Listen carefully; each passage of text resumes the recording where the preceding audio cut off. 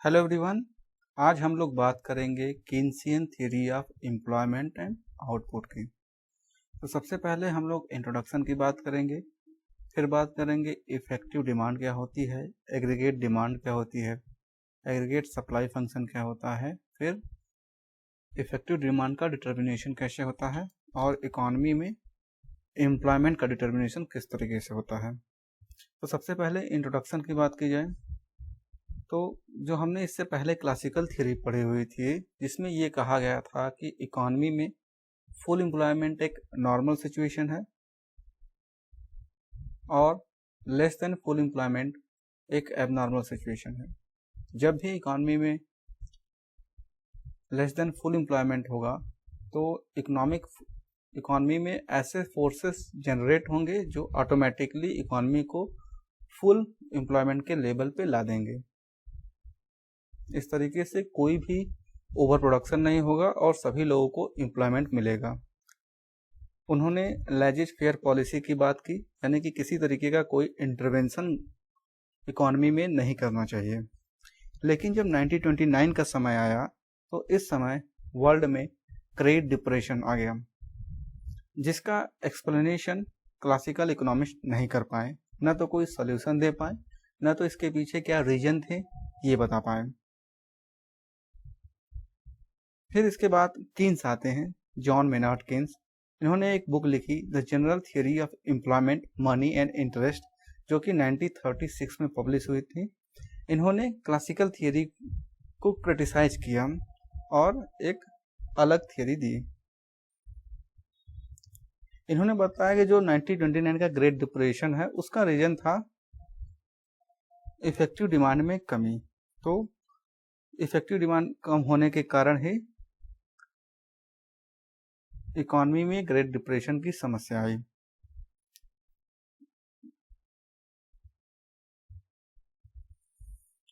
तो इनकी थियरी को बोला जाता है, कीन्स की थियरी को बोला जाता है theory of employment.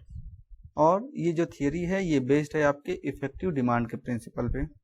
Effective demand का मतलब होता है effective demand is a point where what an entrepreneur expect to receive equals what they must receive and their profit are maximized. Effective demand वह पॉइंट होता है जहां पे एक एंटरप्रेन्योर यह एक्सपेक्ट करता है कि जो वो सेल करेगा, सेल करने से जो उसे रेवेन्यू मिलेगी वह उस रेवेन्यू के बराबर होगी जो उसे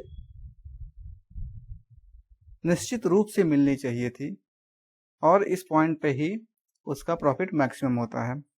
इसको समझने के लिए भी हम एक टेबल से समझेंगे, तब ये डेफिनेशन हमें ज़्यादा अच्छे से समझ में आएगी। सिंपल शब्दों में हम कह सकते हैं कि इफेक्टिव डिमांड वह डिमांड होती है जिस पे जो भी प्रोडक्शन हुआ है वो सारा का सारा बिक जाता है, यानी जिस डिमांड पे प्रोडक्शन सेल हो जाता है वो डिमांड आपकी इफेक्टिव डिमांड होती है। जब तक हमने एक्चुअल में पैसे को स्पेंड नहीं किया है, मनी को स्पेंड नहीं किया है या इनकम को स्पेंड नहीं किया है, तब तक जो डिमांड होती है वो केवल डिजायर होती है। लेकिन जब हम एक्चुअली इनकम को स्पेंड कर देते हैं तब वो डिमांड इफेक्टिव डिमांड हो जाती है। और ये इफेक्टिव डिमांड जो आपकी है ये दो बातों पे डिपेंड करती है। एक है आपका एग्रीगेट डिमांड फंक्शन और दूसरा है एग्रीगेट सप्लाई फंक्शन। अब बात करते हैं कि ये एग्रीगेट डिमांड फंक्शन क्या है और ये एग्रीगेट सप्लाई फंक्शन क्या है। तो सबसे पहले बात करते हैं एग्रीगेट डिमांड फंक्शन की। तो जो एग्रीगेट डिमांड है ये एंटरप्रेन्योर्स के, जितने भी इकोनॉमी में एंटरप्रेन्योर हैं उन सब के एक्सपेक्टेड रेवेन्यू की बात करता है, जिसकी डिफिनीशन ये है ADF is a schedule of various amount of money which the entrepreneur in an economy expect from the sale of their output at various level of employment.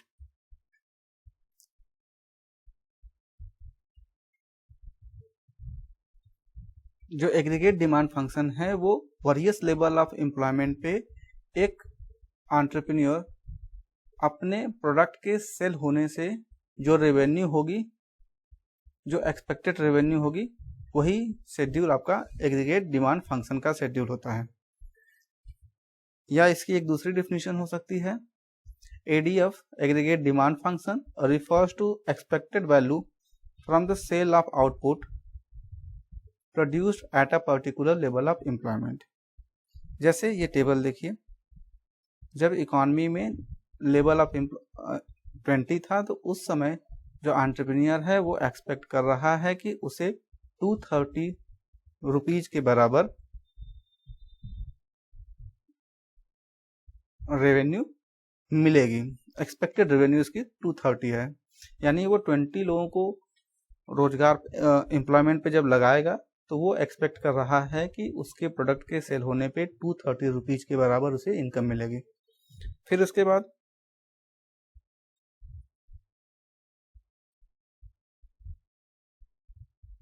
जब लेवल ऑफ एम्प्लॉयमेंट 25 हुआ तो उस समय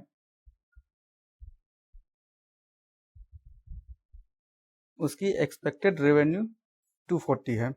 इसी तरीके से जैसे जैसे आपका लेवल ऑफ एम्प्लॉयमेंट बढ़ते जा रहा है उसकी एक्सपेक्टेड रेवेन्यू भी बढ़ती जा रही है। इसका जो डायग्राम होगा वो इस तरीके का है। वाई एक्सिस पे हमने रेवेन्यू को, एक्सपेक्टेड रेवेन्यू को, और एक्स एक्सिस पे हमने एम्प्लॉयमेंट को बताया हुआ है। जो ADF कर्व है वो अपवर्ड स्लोपिंग है लेफ्ट से राइट। जैसे जैसे एम्प्लॉयमेंट बढ़ रहा है उसी तरीके से एक्सपेक्टेड रेवेन्यू भी बढ़ रहा है। ठीक है, दूसरा जो कर्व है वो है एग्रीगेट सप्लाई फंक्शन का। जो इफेक्टिव डिमांड है उसका जो दूसरा एलिमेंट है इंपॉर्टेंट वो एग्रीगेट सप्लाई फंक्शन है, जो कि मनी कॉस्ट को रिप्रेजेंट कर रही है। इसका डिफिनीशन है, ASF is a schedule of various amount of money which an entrepreneur in an economy must receive from their output at various level of employment। ये ऐसा रेवेन्यू है जो एंटरप्रेन्योर को वेरियस लेवल ऑफ एम्प्लॉयमेंट पे जरूर मिलना चाहिए। दूसरे शब्दों में it refers to necessary revenue from the sale of output at particular level of employment. ये टेबल देखिए आप, जब 20 लेवल्स को उसने एम्प्लॉयमेंट पे रखा हुआ है एंटरप्रेन्योर, तो उसे 215 रुपीज के बराबर इनकम जरूरी मिलनी चाहिए, यानी उसकी कॉस्ट 215 रुपीज है। अगर इससे कम उसे मिल रहा है सेल करने पे तो वो कभी भी एम्प्लॉयमेंट नहीं प्रोवाइड करेगा। इसी तरीके से जब लेवल ऑफ एम्प्लॉयमेंट 25 है तो 230 रुपीज उसे अवश्य मिलना चाहिए उसके प्रोडक्ट पे सेल होने पे। 30 पे 245 उसे मिलना चाहिए। तो ये मस्ट रिसीव इनकम है, और ये जो एग्रीगेट डिमांड फंक्शन में था वो एक्सपेक्टेड रिसीव इनकम थी। इसका डायग्राम भी अपवर्ड स्लोपिंग है लेफ्ट से राइट। वाई एक्सिस पे हमने कॉस्ट को और एक्स एक्सिस पे लेवल ऑफ एम्प्लॉयमेंट को बताया है। तो जैसे जैसे एम्प्लॉयमेंट बढ़ता जा रहा है कॉस्ट बढ़ती जा रही है। एक पॉइंट के बाद ये ASF कर्व वर्टिकल हो गया, और ये जो पॉइंट जहाँ पे ये वर्टिकल हुआ है इस पॉइंट पर इकॉनमी फुल एम्प्लॉयमेंट लेवल पे है। इससे ज़्यादा इकॉनमी में लेबर अवेलेबल नहीं है, तो इसके बाद जो ASF कर्व है वो वर्टिकल हो जाता है।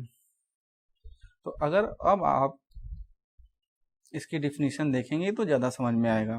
Effective demand is a point where what entrepreneurs expect to receive का मतलब क्या हो गया आपका, aggregate demand function equals what they must receive का मतलब हो गया एग्रीगेट सप्लाई फंक्शन। तो जहाँ पे एग्रीगेट डिमांड और एग्रीगेट सप्लाई एक दूसरे के बराबर होंगी वहीं पे इफेक्टिव डिमांड का पॉइंट मिलेगा।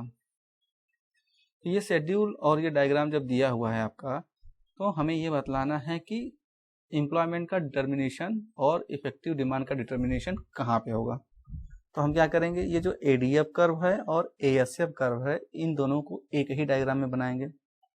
इसके लिए हमने वाई एक्सिस पे कॉस्ट और रेवेन्यू दोनों लिख दिया, और एक्स एक्सिस पे आपका लेवल ऑफ एम्प्लॉयमेंट हो गया। ये आपका ADF कर्व है और ये आपका ASF कर्व है।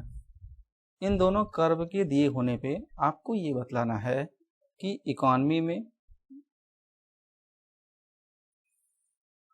कितना एम्प्लॉयमेंट लेवल प्रोवाइड कराएगा एंटरप्रेन्योर और इफेक्टिव डिमांड का पॉइंट क्या होगा। तो सबसे पहले बात करते हैं, जब ON1 तीन केस लेंगे हम। एक बार ON1 लेबर, ON1 लेबर देखेंगे, फिर उसके बाद ON लेबर देखेंगे, फिर ONF लेबर देखेंगे। यानी जब ON1 लेबर एम्प्लॉयमेंट में लगे हुए हैं तो उस समय क्या हो रहा है, तो ये आपका केस 1 हो जाएगा। तो ON1 पे आप यहीं से एक लाइन ड्रॉ करिए। ये ASF कर्व को कहाँ पे कट कर रहा है, C पॉइंट पे, और ADF कर्व को R पॉइंट पे कट कर रहा है। तो इस समय जब ON1 लेबर को काम मिला हुआ है इकॉनमी में, तो इस समय क्या हो रहा है, लॉस हो रहा है या प्रॉफिट हो रहा है, ये हमें देखना है। तो रेवेन्यू कितना हो गई, ADF कर्व बताएगा, यानी RN1। तो ये रेवेन्यू हो गई RN1। कॉस्ट कितनी हो गई, ये हमारा ASF कर्व से पता चलेगा, CN1। ये आपकी कॉस्ट हो गई। तो हमें क्या मिल रहा है यहाँ पे, CN1 कम है हमारा, RN1 ज़्यादा है, यानी जो कॉस्ट है वो कम है और रेवेन्यू ज़्यादा है। तो इस समय क्या होगा, ये एंटरप्रेन्योर के लिए प्रॉफिट का सिचुएशन है, इसलिए वो और ज़्यादा एम्प्लॉयमेंट प्रोवाइड करेगा। अब हम लोग दूसरा केस लेते हैं, जब एम्प्लॉयमेंट ON के बराबर प्रोवाइड किया जा रहा है। इस समय क्या हो रहा है आपका, तो इस पॉइंट पे आप देखेंगे तो जो ADF कर्व है और ASF कर्व है एक दूसरे को E पॉइंट पे इंटरसेक्ट कर रहे हैं। तो यहाँ पे रेवेन्यू और कॉस्ट क्या होगी, बराबर होगी। वो कितना होगा, EN के बराबर होगा। तो ये आपका कॉस्ट ADF हो गया और ये ASF हो गया, यानी कॉस्ट और रेवेन्यू आपके बराबर हैं। तो ये जो पॉइंट E है, ये पॉइंट E क्या है, पॉइंट ऑफ इफेक्टिव डिमांड है। तो और यही पॉइंट क्या है, इक्विलिब्रियम का पॉइंट है। ठीक है, केस थर्ड। अब जब हम लोग, और ये जो पॉइंट ये ON एम्प्लॉयमेंट है, ये फुल एम्प्लॉयमेंट का लेवल नहीं है, ये अंडर एम्प्लॉयमेंट का पॉइंट है। फुल एम्प्लॉयमेंट आपका यहाँ है। अगर एंटरप्रेन्योर इकोनॉमी में फुल एम्प्लॉयमेंट प्रोवाइड कराते हैं ONF तक, तब क्या होगा, तो इस केस में यहीं से एक लाइन ड्रॉ करिए। ADF कर्व को R1 पॉइंट पे, ASF कर्व को C1 पॉइंट पे कट कर रहा है। तो हमने केस थर्ड में रख दिया रेवेन्यू R1NF और कॉस्ट C1NF। तो जो कॉस्ट है C1NF वो रेवेन्यू R1NF से क्या है, ज़्यादा है। तो इस केस में लॉस होगा। जब लॉस होगा तो एंटरप्रेन्योर एम्प्लॉयमेंट नहीं प्रोवाइड करेगा। जो ये E पॉइंट आपका है, यही पॉइंट ऑफ इक्विलिब्रियम होगा, यही पॉइंट ऑफ इफेक्टिव डिमांड होगा, लेकिन इस पॉइंट पे जो लेवल ऑफ एम्प्लॉयमेंट होगा वो अंडर एम्प्लॉयमेंट का पॉइंट होगा। अगर हमसे कोई ये कहे कि फुल एम्प्लॉयमेंट लाना हो तो क्या करना चाहिए, तो फुल एम्प्लॉयमेंट लाने के लिए हमें इफेक्टिव डिमांड का जो पॉइंट E पे है उसे बढ़ाना होगा, ऊपर लेके आना पड़ेगा। तो जब इफेक्टिव डिमांड को बढ़ाना होगा तो दो बातें उस पर होती हैं। क्या होता है, एक एग्रीगेट डिमांड फंक्शन। अब यहाँ पे हम ये बात करने की कोशिश करेंगे कि फुल एम्प्लॉयमेंट लेवल लाने के लिए क्या करना पड़ेगा। तो जो इफेक्टिव डिमांड है वो दो बातों पे डिपेंड कर रही है, एक एग्रीगेट डिमांड पर और दूसरा एग्रीगेट सप्लाई पे। तो जो एग्रीगेट सप्लाई होता है वो कांस्टेंट होता है, गिवन होता है। क्यों गिवन होता है, क्योंकि ये डिपेंड करता है technical condition of production, raw material available in the economy, machineries. तो ये जो शॉर्ट रन में है ये आसानी से चेंज नहीं हो सकते हैं, इसलिए ये क्या है, फिक्स है। तो जो इफेक्टिव डिमांड का दूसरा पॉइंट है वो है आपका एग्रीगेट डिमांड, जो कि बहुत ही वाइटल रोल प्ले करता है, और ये डिपेंड करता है आपके कंजम्पशन एक्सपेंडिचर और इन्वेस्टमेंट एक्सपेंडिचर। तो अगर फुल एम्प्लॉयमेंट को पाना है तो हमें इस इफेक्टिव डिमांड के पॉइंट को बढ़ाना होगा। इसके लिए हमें क्या करना पड़ेगा, जो ADF कर्व हमारा पहले वाला था, पुराना वाला ADF कर्व, उसे शिफ्ट करके ADF1 करना होगा। तो ये देखिए सेम डायग्राम है, जो हमने ये डायग्राम देखा हुआ था सेम डायग्राम है। इसमें थोड़ा सा एक बात समझ लीजिए, ये ADF कर्व आपका पुराना वाला है, ASF कर्व भी क्या है, ये आपका ASF कर्व है। तो जब फुल एम्प्लॉयमेंट लाना है तो हमें ADF कर्व को बढ़ाना होगा, चाहे कंजम्पशन बढ़ा के चाहे इन्वेस्टमेंट बढ़ा के। ये आपका ऐसे हो गया, ADF1 हो गया। तो इसमें क्या करता है, किन्स सजेस्ट करते हैं कि गवर्नमेंट इंटरवेंशन करना चाहिए और अपना एक्सपेंडिचर बढ़ाना चाहिए। तो जब गवर्नमेंट अपना एक्सपेंडिचर बढ़ाएगी तभी फुल एम्प्लॉयमेंट आ सकता है। तो अब ये आपका, अब ये जो E1 पॉइंट है, ये E1 point of effective demand हो गया। तो यहाँ पे क्या है आपका ADF और ASF1, यहाँ पे 1 छूट गया है, आप लिख लेंगे ASF1 है। और ये जो पॉइंट E1 है, ये पॉइंट इफेक्टिव डिमांड का पॉइंट हो गया अब नया। और ये जो लेवल ऑफ एम्प्लॉयमेंट है, ये फुल एम्प्लॉयमेंट है। अब अगर हम इफेक्टिव डिमांड को और ज़्यादा बढ़ा दें, ADF1 से ADF2 कर दें तो क्या होगा। तो अब हम देखते हैं कि इस समय जो इकॉनमी फुल में जो रिसोर्सेस है उसका फुली यूटिलाइज हो गया है, पूरे लेबर काम पे लगे हुए हैं। अगर आप इसके बाद एग्रीगेट डिमांड को बढ़ाएंगे तो सप्लाई तो बढ़ नहीं पाएगी, कांस्टेंट हो गई है, इसलिए केवल प्राइसेस बढ़ जाएंगे, इन्फ्लेशन आ जाएगा, लेकिन एम्प्लॉयमेंट नहीं बढ़ पाएगा। तो ये तो था कि इकॉनमी में एम्प्लॉयमेंट कितना मिल रहा है, ठीक है, कैसे डिटरमाइन होता है और उसको कैसे बढ़ाया जा सकता है। अब हमें ये बतलाना होगा कि इकॉनमी में आउटपुट का डिटर्मिनेशन कैसे होगा, ठीक है। इनकम एम्प्लॉयमेंट डिटर्मिनेशन की बात हो गई, अब आउटपुट कैसे डिटरमाइन किया जाएगा। तो determination of national income in two sector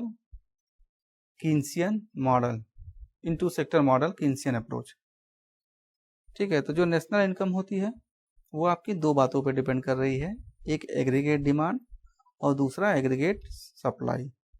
तो दोनों को देखते हैं। जो एग्रीगेट डिमांड क्या है, एग्रीगेट डिमांड का डेफिनेशन ये दिया हुआ है। एग्रीगेट डिमांड का मतलब जो इकोनॉमी में आपके सेक्टर्स हैं, उन सेक्टर्स के द्वारा टोटल डिमांड क्या हो रही है। तो इकोनॉमी में आपके 4 सेक्टर होते हैं, एक हाउस होल्ड, प्रोड्यूसर, गवर्नमेंट और फॉरेन सेक्टर। हमने सिंप्लिसिटी के लिए केवल 2 सेक्टर लिया हुआ है, एक हाउस होल्ड सेक्टर और एक प्रोड्यूसर सेक्टर या फर्म को लिया हुआ है। तो यहाँ पे हमने 2 सेक्टर मॉडल की बात करनी है। तो demand from sectors of the economy, 2 sector model में क्या है, केवल हाउस होल्ड और फर्म है। तो जो फर्म डिमांड कर रही है और जो हाउस होल्ड डिमांड कर रहा है, वही डिमांड क्या हो जाएगा, दोनों का कंबाइंड डिमांड हमारा एग्रीगेट डिमांड हो जाएगा।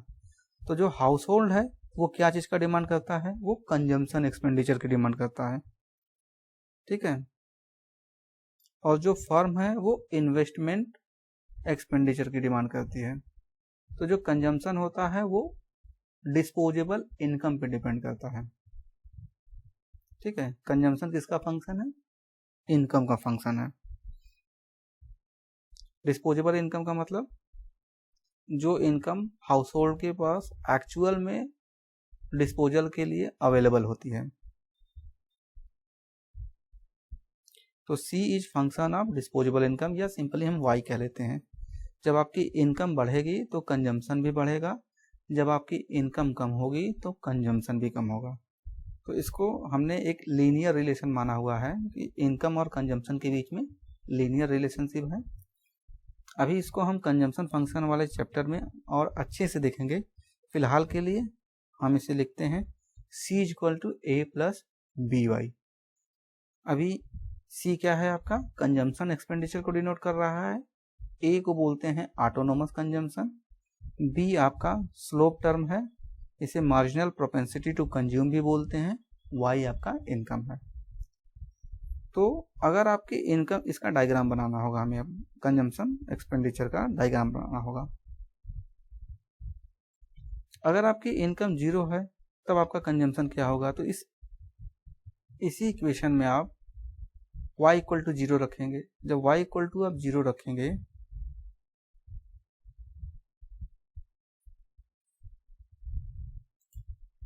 एक मिनट।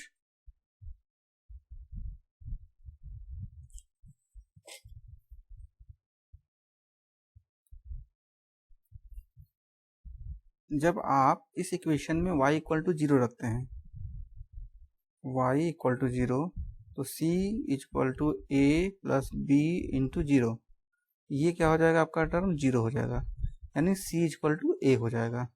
यानी जब आपका y 0 है, इनकम 0 है, एक्स एक्सिस पे हमने क्या देखा हुआ, इनकम y को, y एक्सिस पे c कंजम्पशन को। जब आपकी इनकम 0 है तो भी हमारा कंजम्पशन हो रहा है, तो ये आपका कंजम्पशन हो गया A, इसको बोलते हैं ऑटोनोमस कंजम्पशन। ठीक है, उसके बाद क्या होगा, जैसे जैसे आपकी इनकम बढ़ेगी उसी के अकॉर्डिंग आपका कंजम्पशन भी बढ़ता जाएगा। तो ये आपका जो कंजम्पशन का कर्व होता है वो ऑरिजिन से न जाकर इस A पॉइंट से जाता है। क्यों जाता है, क्योंकि इनकम जब 0 होगी तभी हम लोग कुछ कंज्यूम कर रहे हैं, डिश सेव कर रहे हैं। ठीक है, तो ये तो था आपका कंजम्पशन का कर्व। एग्रीगेट डिमांड कर्व का जो दूसरा इंपॉर्टेंट एलिमेंट है वो है इन्वेस्टमेंट एक्सपेंडिचर। तो यहाँ पे किन्सन इकॉनमी में हमने ये माना हुआ है कि इन्वेस्टमेंट एक्सपेंडिचर जो है वो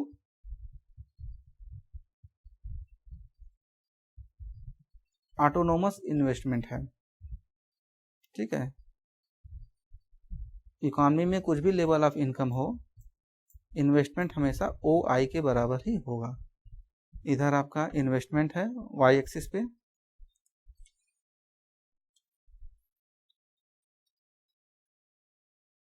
इन्वेस्टमेंट, इधर आपका क्या है, इनकम है। अभी क्या करेंगे, हम इन दोनों डायग्राम को साथ में बना देंगे, इसको और इसको प्लस करेंगे तो हमें एग्रीगेट डिमांड मिल जाएगी। तो ये हमारा I वाला कर्व, यानी कैसा ये कर्व है, ऑटोनोमस इन्वेस्टमेंट है। इनकम कुछ भी हो जाए, इन्वेस्टमेंट आपका यही होता रहेगा।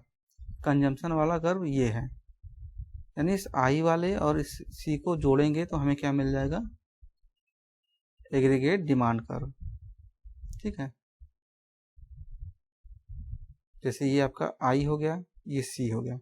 मैंने किया क्या है, इन दोनों डायग्राम को एक ही डायग्राम में मर्ज कर दिया है।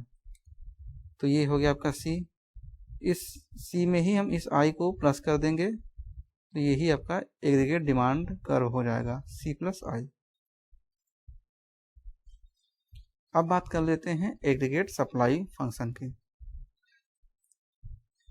तो ये एग्रीगेट सप्लाई क्या होता है, ये money value of final goods and services that all the producers are willing to supply in an economy in a given period of time.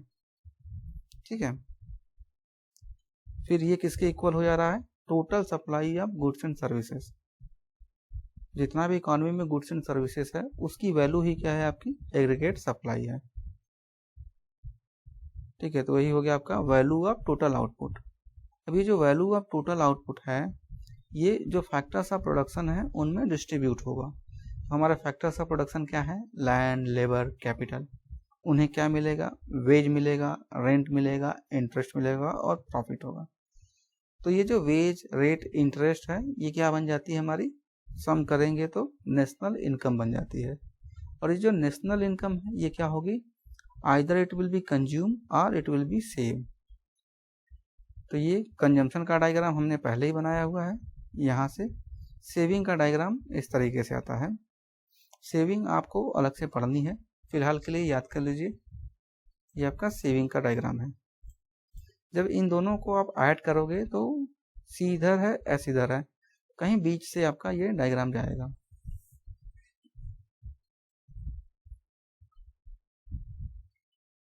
ठीक है, तो ये एग्रीगेट सप्लाई कर्व हो गया।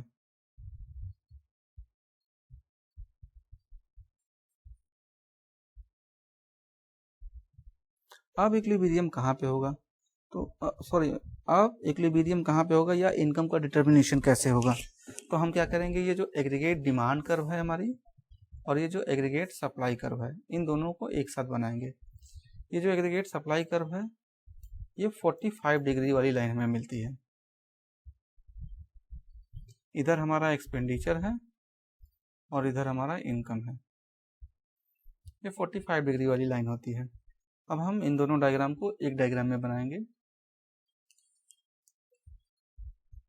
तो देखिए पहले क्या होता है, आई ऑटोनोमस इन्वेस्टमेंट, कंजम्पशन, इन दोनों को जोड़ा तो एग्रीगेट डिमांड मिल गया हमें, और ये आपका है एग्रीगेट सप्लाई का कर्व।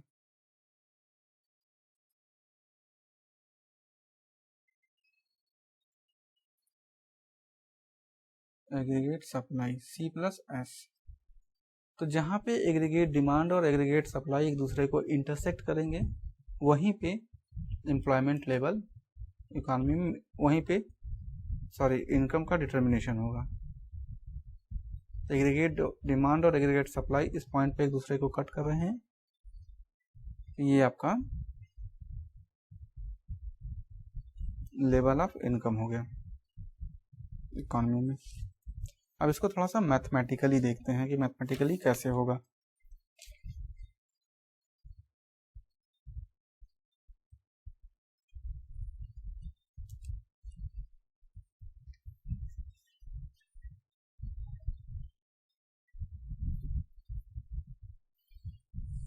तो जो डिटर्मिनेशन ऑफ इनकम की बात कर रहे थे हम लोग, डिटर्मिनेशन ऑफ इनकम दो बातों पे डिपेंड कर रही थी, एक एग्रीगेट डिमांड, दूसरा एग्रीगेट सप्लाई। ये जो एग्रीगेट डिमांड है,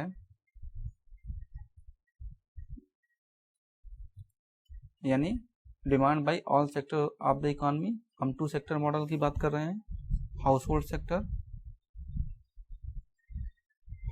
सेक्टर की डिमांड प्लस प्रोड्यूसर सेक्टर की डिमांड। तो हाउसहोल्ड सेक्टर की डिमांड क्या है,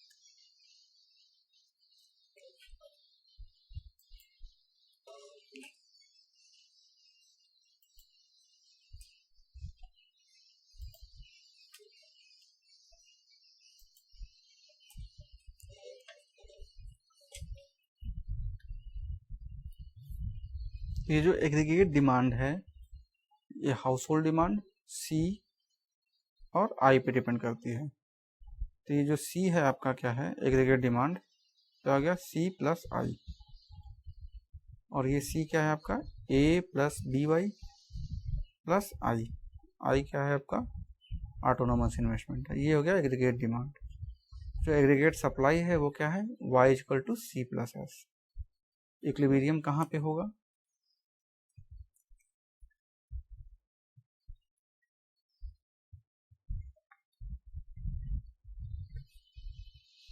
जहाँ पे आपका एग्रीगेट डिमांड और एग्रीगेट सप्लाई इक्वल होगा। तो एग्रीगेट डिमांड क्या है, A plus BY plus I bar. Aggregate supply क्या है आपका, C प्लस S।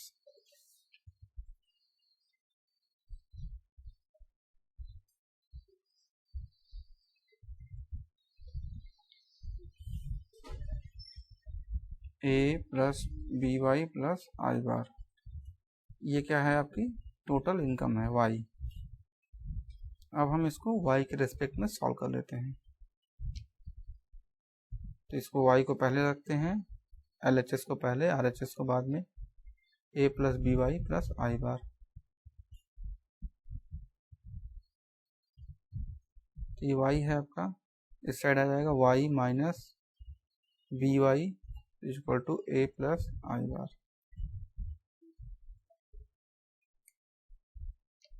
यहाँ से Y हमने कॉमन लिया, 1 minus B equal to A plus I बार।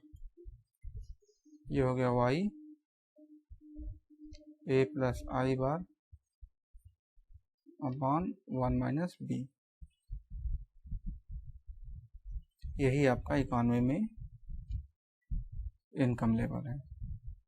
तो ये था कीन्सियन मॉडल, जिसमें हमने देखा कि इकॉनमी में एम्प्लॉयमेंट कहाँ पे डिटरमाइन होगा और इनकम कहाँ पे डिटरमाइन होगा। Thank you.